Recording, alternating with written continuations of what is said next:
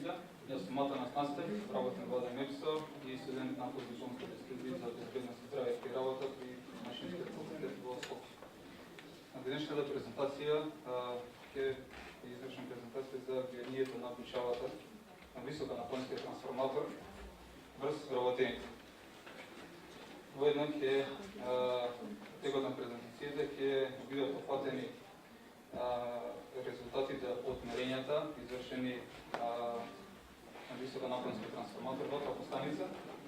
Ќе се направи споредба на резултатите од мерењата во трапостаница и оние при фабричкото тестирање. Исто така ќе се представи влијанието на бучавата на системот за владење во вкупната бучава на трансформаторот и предметно ќе се представи дневното и неделното ниво на изложеност на вработените на бучава.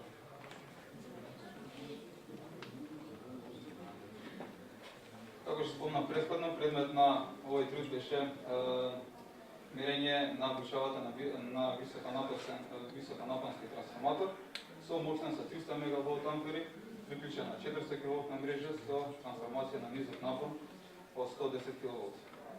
Мерењето извршено во Бутов, трапостаница Скопје 1, а фабричките испитувања се направени во Загреб од страна на Siemens.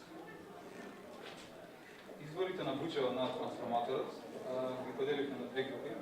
Главни извори на бучавот, кои се поделаат од магнетното јадро, клемите, системот за регулација на напон и системот за владење на трансформаторот. Спорените извори на бучавост доаѓаат од струјните напонски хармоници, пиростанатата магнетизација, бучавата од другите трансформатори или од опремата која е лоцирана во близина и бучава од фреквентен автопат доколку е во близина на трансформаторот, кој што е случај за нашето испитување.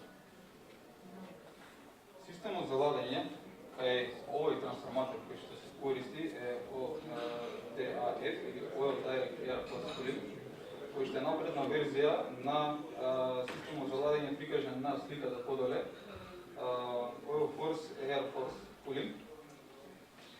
Согласно стандардите за обележување, прифатена е следната шема.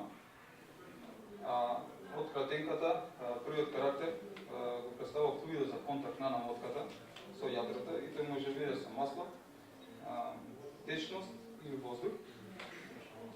Вториот карактер го представува начинот на контакт на флуидот со намотката и јадрото. Третиот карактер е системот за ладење кој е во контакт со надворешната средина и четвртиот е начинот кој што може биде приведен директен или принуден. Самите мерења во трапостаница се извршени во надворешни услови при работа на трансформаторот и истите се споредени со резултатите измерени во лабораторија фабричките тестирања. Бројот на мерни точки при мерењето во трапостаница кои беа земени се 8, додека при фабричката тестирање се 37. Имено согласно стандардите, минималниот број на мерни точки кои што треба да се земе е 6.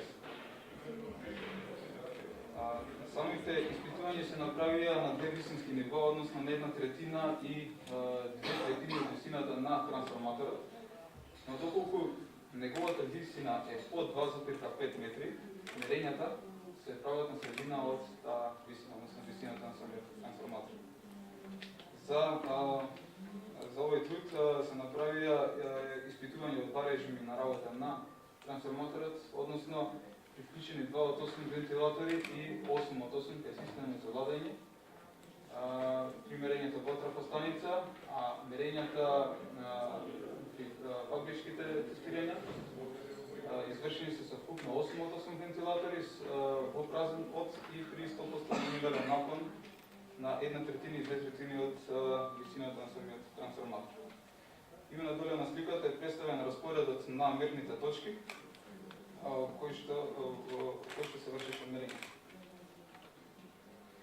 На овој слайд можеме да ги видиме резултатите кои што се добиени од мерењата во трапостаница и тие во фабричкиот прием. И од првиот режим на работа можеме да забележиме дека највисоки вредности се добиени во мерната точка точка 1 од 79,8 децибели, додека при вториот режим на работа добиени се највисоки вредности во мерната точка 2 од 83,9. Се вратам еден слайд назад.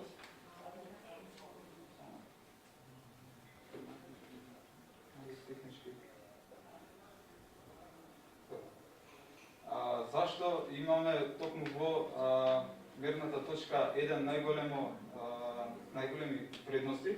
Тоа е затоа што при првиот режим на работа системот за ладење при работа на системот за ладење вклучен е само левиот пар на вентилатори, а при вториот режим на работа вклучени се сите вентилатори, затоа токму во точката 2 имаме највисоки мерења. При фабричкото испитување најголеми вредности добиени се во точката 1 и 2. На овој слайд се представени истите резултати графички и резултатите од мерењата во трофостаница при двата режими на работа на 2/3 од висината на самиот трансформатор може да се види разлика во мерна точка 1 и 2, најголема разлика. Тоа е од, како што спомнав претходно, поради системот за ладење. Додека на вториот графикон е представена споредба на мерењата во трофостаница и при фабричкото тестирање и може да се забележи многу мала разлика. На овој слайд пресметковно е представена следната вредност на бучевост на трансформаторот, која е околу 75 децибели, а пресметката е добиена согласно формулата подоле, која што е согласно стандардот. А на самата слика е представена споредбата, односно е прикажан делно инсталирана моќност на трансформаторот, тоа е хоризонтално надоле, колку е а вертикално е колку е очекувана да биде бучавоста на тој трансформатор, согласно неговата инсталирана моќност. Дневното и неделното ниво на изложеност. За дневното ниво на изложеност да се одреди се користи првата формула, LRP дневно. И доколку земеме дека еден вработен во трафостаница работи 2 часа дневно, 2 пати неделно, околу самиот трансформатор или има некаква работна задача, ќе добиеме дневна вредност од 76 децибели. Како влезни параметри за оваа пресметка искористена максималната измерена бучевост од 83,9 децибели и канцелариската бучевост од 40 децибели. За одредување на неделното ниво на изложеност на вработениот користена е втората формула и од неја се е добиена вредност од 72 децибели. Како заклучок на овој труд, можеме да кажеме дека најголема разлика се појавува при двата режими на работа 10,8 децибели, кој што е поради системот за ладење. Максималното ниво на бучевост, кој што е измерено е 83,9 децибели. Добиената средна вредност е 75 децибели, додека дневната изложеност на вработените е на 76, а неделната е 72 децибели. Сите овие добиени податоци се под максимум дозволените согласно стандард. Не ја надминуваат